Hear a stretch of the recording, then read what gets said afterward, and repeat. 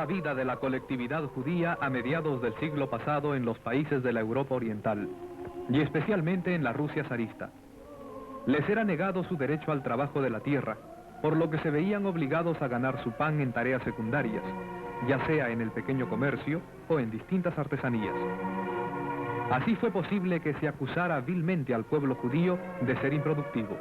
Nada más falso.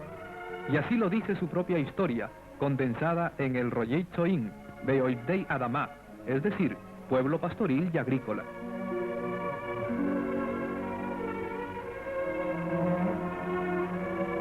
Pero esa vocación histórica no se borró jamás del alma judía, y habrá de buscar siempre un pedazo de campo, sea en los lejanos desiertos del Cáucaso o en cualquier lugar del mundo donde pudiera llegar.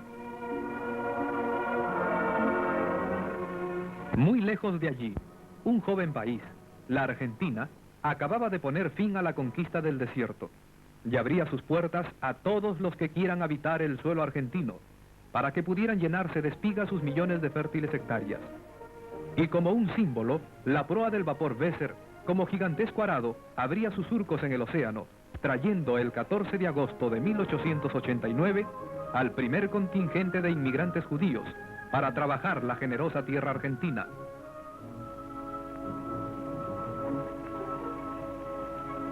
Por las inmensas llanuras comenzaban a tenderse los ferrocarriles, factor de progreso.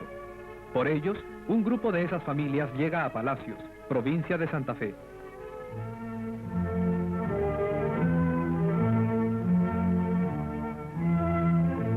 Y el desierto se cobra sus primeros tributos. El hambre y las privaciones traen la muerte de 60 niños, que son sepultados en el improvisado cementerio, teniendo por ataúd latas de querosene. Pero los hombres y mujeres, heroicos, decididos, dijeron: donde los niños murieron, nosotros quedamos.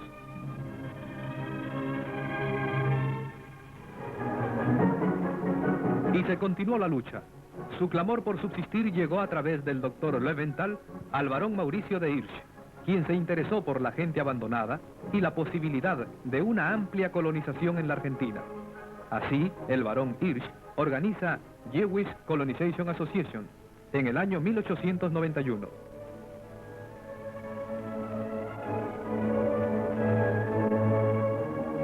Ya la colonización organizada trae numerosos grupos de familias, que comienzan a poblar las zonas del país que necesitan de su esfuerzo. En Santa Fe, Entre Ríos, Buenos Aires, La Pampa, Santiago del Estero, Río Negro, Chaco, se van creando colonias. Nada resulta fácil a estos hombres. La naturaleza es hostil, su trabajo no es compensado. Las distancias inmensas, la soledad tremenda, hubiera quebrado sus fuerzas, si no fuera de hierro su voluntad, su fe y su decisión. El desierto comienza a sentir la mano del hombre establecido y se logran los primeros frutos. El regreso a la tierra se ha hecho realidad. A través del tiempo, del sacrificio y del trabajo, esas colonias se transforman en centros económicos y culturales de gravitación en el país. Y muchos de sus hijos llegan a tener activa participación en la vida nacional, en sus distintos órdenes: agrario, político, cultural, científico. ¿Se conoce el esfuerzo que ha producido todo esto? Para divulgar esa gesta judía, se reúnen en Buenos Aires excolonos y descendientes de colonos, al acercarse la fecha del 75º aniversario del comienzo, y preparar el homenaje a esos pioneros y continuadores que aún siguen elaborando desde sus tierras la riqueza nacional.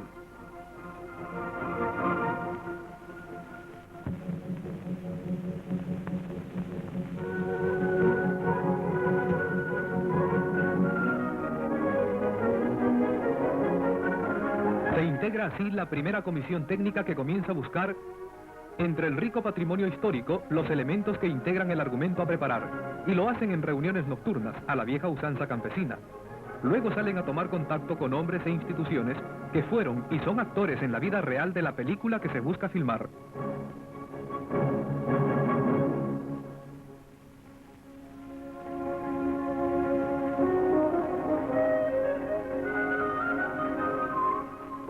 De entre las muchas visitas y entrevistas realizadas, destacamos la efectuada con el Consejo de la Fraternidad Agraria, surgida esta entidad a través de las luchas de los colonos en 1925 para vencer las múltiples dificultades que hallaban.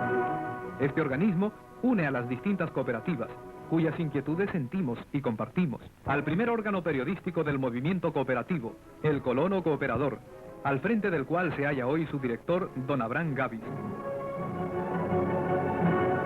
Una emocionante entrevista con el señor Isaac Kaplan, un auténtico pionero de la colonización. A la ICA, donde encuentra la comisión gran cantidad de estadísticas e interés por el film, manifestado por su actual director en la Argentina, como así también de sus colaboradores inmediatos. Contactos con Fomento Agrario, organismo para incrementar el desarrollo de esta colonización. El IVO, donde facilitaron valiosos materiales históricos. Una delegación parte con un objetivo fundamental: llegar hasta las colonias mismas para dar a conocer el proyecto y hacer participar a los colonos en el homenaje a nuestros ascendientes, cuya obra ellos continúan.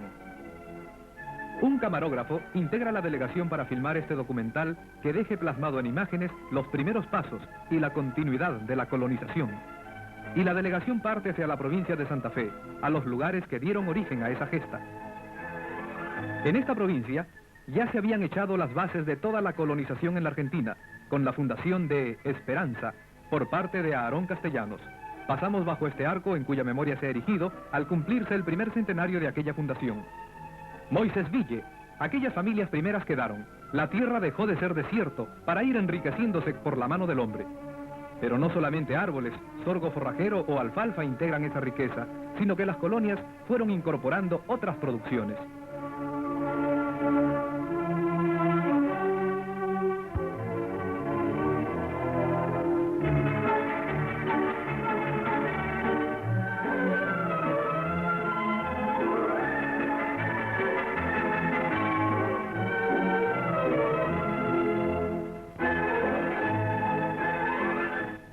El mejoramiento de la hacienda es una preocupación constante, y los remates feria adquieren singular importancia. La estadística de la producción vacuna marca importantes cifras.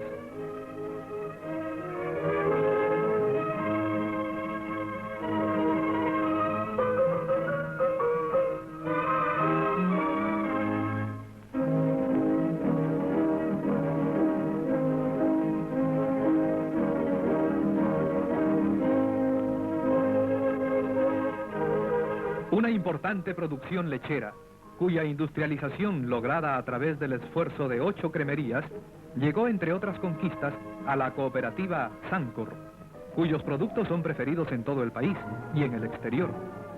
La promoción de este movimiento cooperativo está en la Mutua Agrícola, primera cooperativa de este tipo en la provincia de Santa Fe. Y hoy en sus almacenes y sucursales, donde se surten sus asociados, hallamos rostros sonrientes, como el del primer colono judío nacido en la Argentina. Y los grupos que vinieron desde las improductivas regiones de Narcís Leven, que colaboraron en la fundación de la colonia Capibara.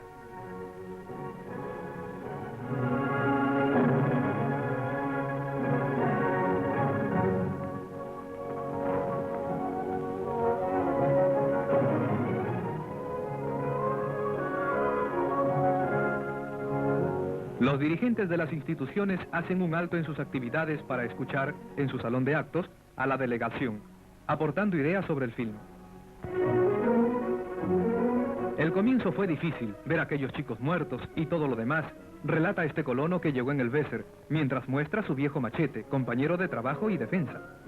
Para mostrarnos que su gauchismo no quedó perdido en el tiempo, monta a caballo, pero su emoción frente a la cámara le hace olvidar a él que ayer montó potros, que no es por la derecha que se monta, pero ya luce sobre el animal y eso es lo que deseaba demostrar.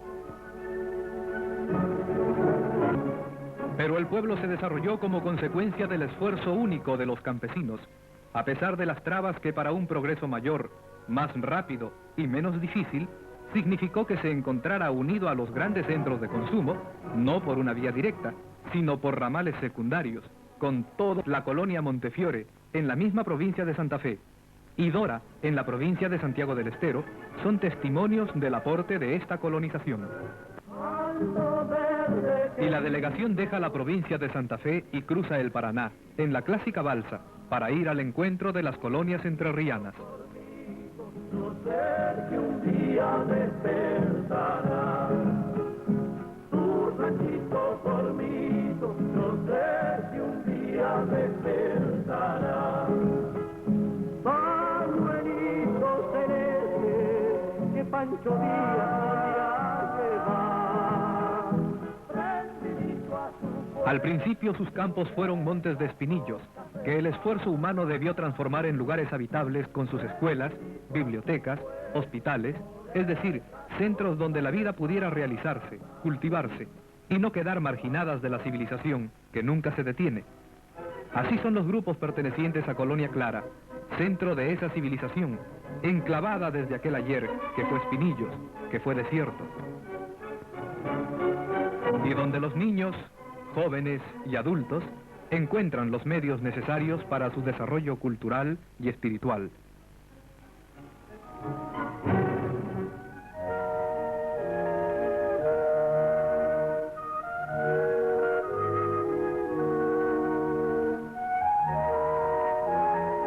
Los ancianos pioneros se emocionan al enterarse de la proyectada filmación. Dicen su alegría de ver que su obra no ha sido olvidada y que son sus descendientes quienes buscan homenajearlos. Relatan aquel difícil comienzo con herramientas no siempre acordes con las necesidades del lugar. Había que abrir surcos en los bosques de espinillos, duros y bravíos, luchar duramente contra una naturaleza no siempre benigna y en condiciones sanitarias desfavorables. Cruzar arroyos desbordados, como el Vergara, que costaron más de una vida y que ahora cómodos puentes permiten atravesarlos para el movimiento entre colonias. No solo nos recuerdan las cosas duras del comienzo, también nos relatan otros aspectos de su vida, los compromisos y los casamientos, las fiestas con músicos propios, y el brillo que alcanzaban las fiestas tradicionales, y la continua actividad social y cultural, en la que tanta importancia tuvieron los grupos teatrales.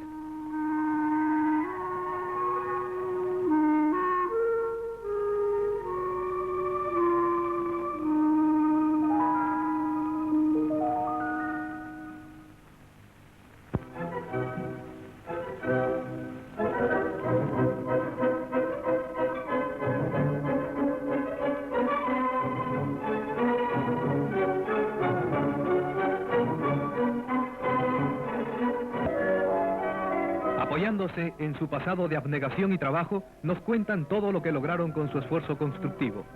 Nos hablan del trigo y de su gran producción de lino y de maíz, del cuidado permanente que deben dedicar no solo a la producción en sí, sino también a sus casas, campos, alambradas.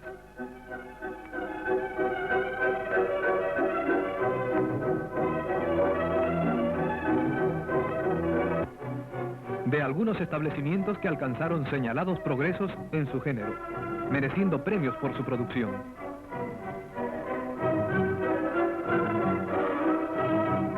No olvidan, por cierto, la memoria de aquellos que iniciaron con ellos la tremenda aventura de la colonización y que ya la muerte se ha llevado. Al doctor Yarcho, el médico noble y humano, que llegó en los primeros días de la colonia y en momentos difíciles su presencia y palabra fueron solución y esperanza. Se venera su recuerdo, como es también venerada la memoria de Miguel Sájarov, el organizador del movimiento cooperativo, el escritor Bendersky, autor de recordados cuentos, como El Zaino, de los dirigentes como Kippen, Kaplan, que fueron puntales desde aquel comienzo difícil, junto a tantos. Y tanto los pioneros como sus descendientes nos hablan de los que continúan en actividad, con la misma vitalidad que en el principio. Con estos hombres se reúne la delegación. El proyecto de inmediato gana voluntades y gente deseosa de participar en él. También se vuelcan acontecimientos y hechos históricos que sugieren deben ser incorporados al film. Ejemplo magnífico de continuidad de la obra de los pioneros de la colonización es Fondo Comunal, una de las primeras cooperativas agrarias del país, que llegó a jugar no solo un papel de importancia en la vida económica local, sino que su acción se extendió al orden nacional. Siendo su presidente el señor Marcos Bortman, se convocó al Congreso que diera origen a la fraternidad agraria. Eso debe al Fondo Comunal el movimiento cooperativo, y a su influencia hay que anotar el desarrollo de la industria lechera. Ha levantado un elevador de granos de los primeros existentes en el país y que hoy ha sido transferido al gobierno nacional.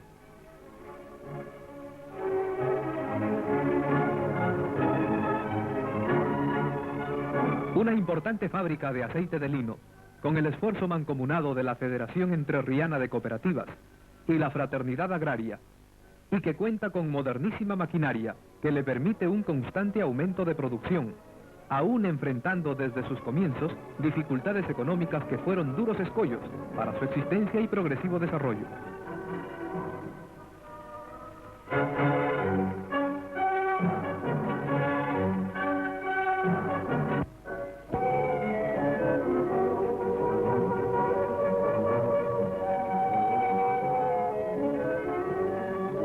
La Capilla era el único pueblo existente en el momento primero de la colonización.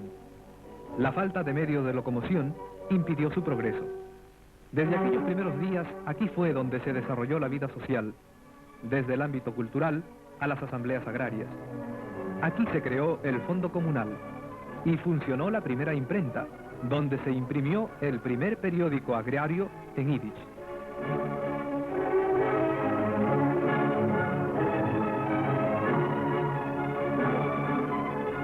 El ferrocarril, en cambio, afirmó el progreso del pueblo Clara, que así como Domínguez, progresó a medida que se desarrolló la colonización.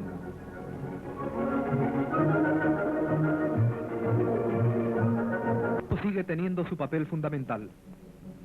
Y el trabajo de la tierra nunca es abandonado. En él se apoyan las instituciones cooperativas, culturales y sociales. Y al alejarnos de la colonia Clara, no podemos dejar de mencionar la importancia que significó para la misma zona las colonias linderas de Santa Isabel, San Antonio, Palmar Yatay, López Iberro y San José, que tanto han contribuido para el desarrollo de la colonización judeo-entrerriana.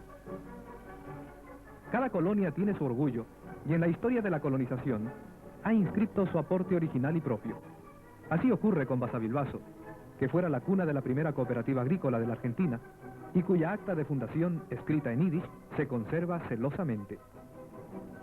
Esos dirigentes que ahora escuchan a la delegación plantean la historia de su zona que debiera reflejar la película.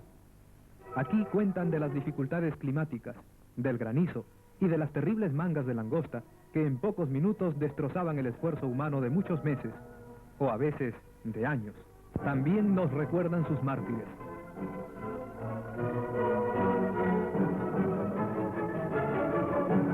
La tumba colectiva de toda una familia asesinada por una mano alevosa, una noche perdida en el tiempo, pero no consiguió detener la marcha de la colonización. Así, desde este veterano pionero que introdujo el confortable coche europeo, hasta sus hijos y nietos, 3 generaciones que fecundan con su trabajo una misma chacra, asimilados a la vida gaucha, franca expresión de convivencia y adaptación al orden y al espíritu del campo argentino.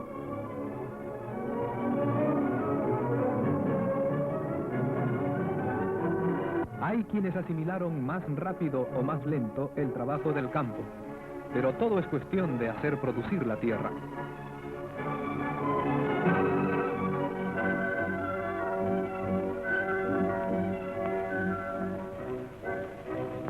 Nuestra visita permite a una familia campesina la oportunidad de demostrar su característica hospitalidad, acentuada en este caso, por tratarse de una delegación que cumple una función social.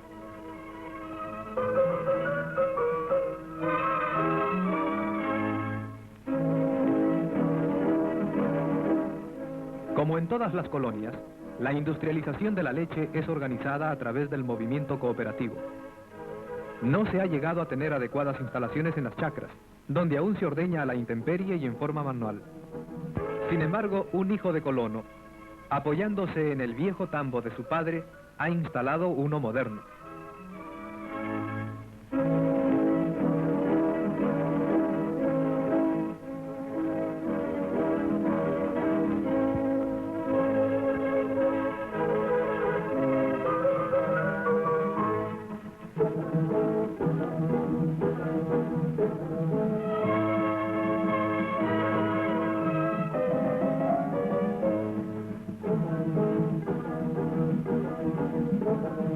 Tampoco fue ajena en la producción de la zona la diversificación. Aquí fue incluida la explotación del arroz, que es transportado hacia los molinos para su elaboración.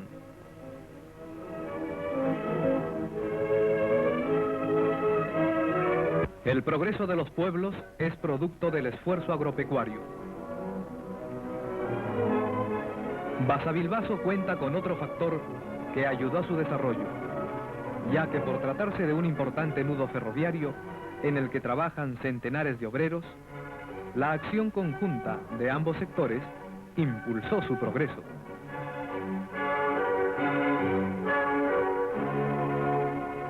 Sus escuelas primarias y secundarias, sus templos, su escuela hebrea, la comunidad, el hospital, todos resultados brillantes de esa política agraria.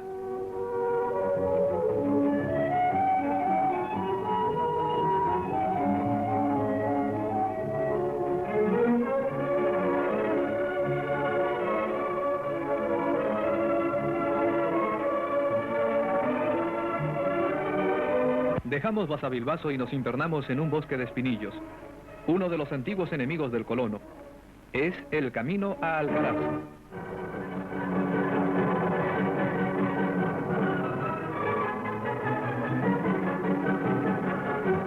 ¿Cómo nació Alcaraz? La explotación de las chacras colonizadas eran insuficiente para el mantenimiento de una familia. Este problema se agudizaba con el crecimiento de los hijos. A través de movimientos organizados, como la Organización Juvenil Agraria, OJA, la ICA colonizó a hijos de colonos, y los jóvenes debieron repetir la historia de sus padres, abriendo surcos en zonas boscosas.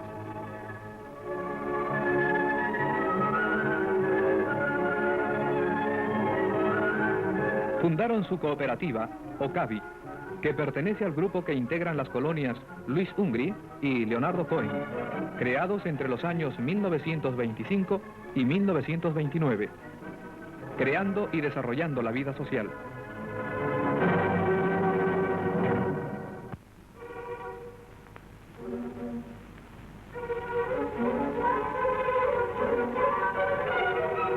Más al norte, enclavado en los montes entrerrianos, a unas 6 leguas de la estación ferroviaria de Bobril, se encuentra la más nueva de las colonias judeo-argentinas, Avigdor. Aquí llegaron los judíos alemanes en el año 1936, cuando el bárbaro régimen nazi tomó el poder con el afán de dominar el mundo. Hombres y mujeres que escaparon del exterminio volcaron su capacidad laboriosa para fructificar las tierras boscosas de esta zona, trayendo el progreso de la civilización. En busca de un complemento a la producción agraria, se desarrolla la avicultura.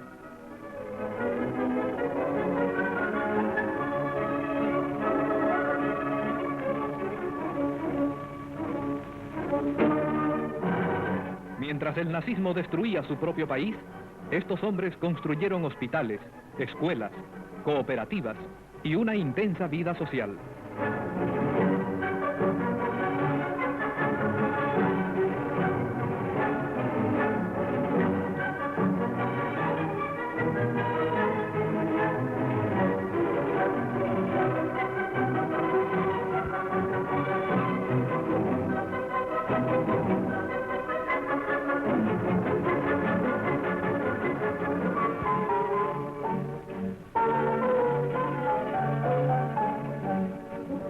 Este aporte es compartido por los rurales que trabajan en el desmonte, quienes expresan su admiración por la labor desarrollada por colonos judíos. También ellos desean y esperan ser colonizados. Solo faltan los medios para lograrlo.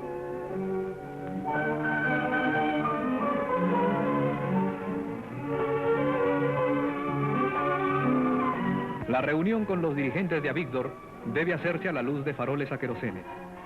Sin embargo, hallamos el mismo interés por la película proyectada, la misma seguridad de aliento y el mismo deseo de participar en su producción.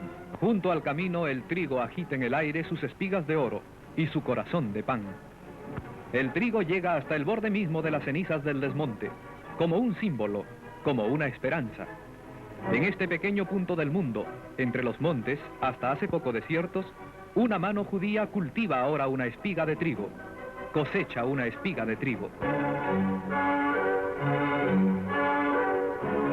En busca de tierras y por su propia iniciativa, los colonos judíos convirtieron en centros de civilización apartados lugares del país, tales como Chaco, Médanos, Villa Alba y otros. En 1905, un grupo de inmigrantes judíos llegó al fértil valle del Río Negro. Su trabajo y actividad social, que continúa con el mismo empuje de entonces, contribuyó eficazmente en el desarrollo de la producción frutícola de importancia mundial. La delegación prepara la continuación de su viaje y vuelve a los caminos.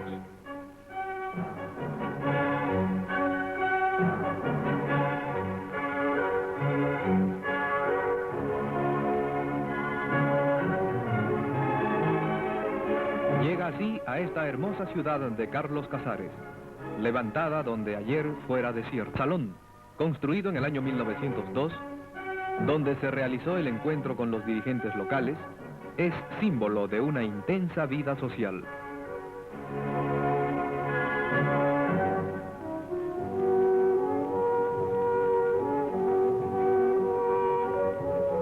Muchos colonos partieron, dejando esta zona.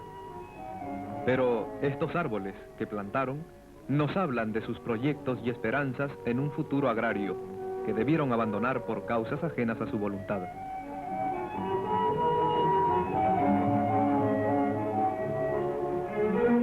Algarrobo fue el primer punto de colonización de la colonia Mauricio. Su sinagoga y las primeras casas construidas por la ICA son recuerdos de una intensa actividad en favor de la colonización.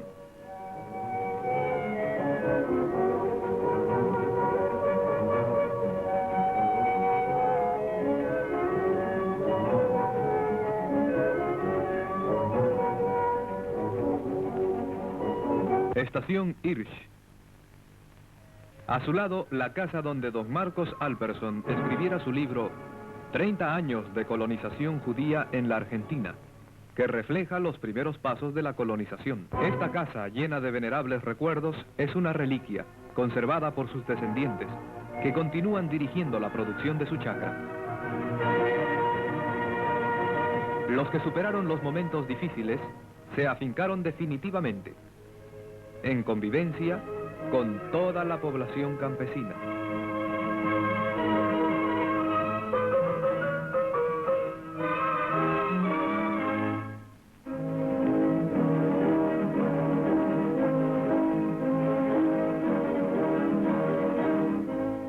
Es un mérito de los colonos judíos la introducción del cultivo del girasol, hoy gran riqueza nacional, que en esta zona ocupa un lugar de importancia, junto a la producción de cereales.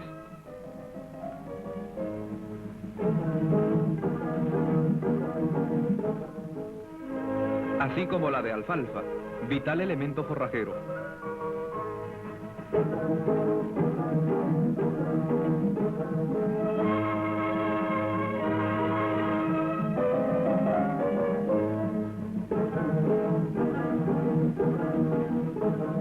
El maíz, cultivado en centenares de hectáreas. Más de medio siglo de fecundo trabajo en los surcos desgastaron las fuerzas de este pionero, como las herramientas que nos muestra. Con palabras serenas y firmes recuerda la epopeya vivida e insiste en que la Argentina necesita de la producción agraria para su desarrollo. Allá en el sur, hacia ambos lados del meridiano quinto, que divide a las provincias de Buenos Aires y La Pampa, altos pastizales fueron testigos en 1905 del arribo de 30 familias, que en un viejo galpón destinado a guardar lanares, comenzaron su vida de colonos. Cercano a este galpón, el almacén La Primitiva, antigua pulpería en el desierto, hoy modernizada, y cuyos dueños, al arribo de esos primeros colonos, los rodearon con la clásica solidaridad criolla. En este lugar comenzó el cultivo de la tierra y la construcción de viviendas en grupos concentrados. Sus calles, bordeadas de casitas y arboledas, se animaban en los días festivos con el paseo de las familias campesinas que desarrollaban una intensa vida social. Así lo atestigua este pionero, que pese a sus años se siente fuerte y animoso para seguir atendiendo su chacra. Gran luchador. Este hombre participó en los movimientos de 1924 para que se colonicen los llamados